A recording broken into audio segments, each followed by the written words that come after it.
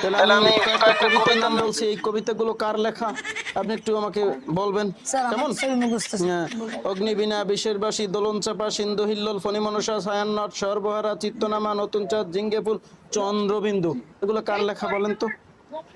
Sir মনে পড়ছে sir. আল্লাহ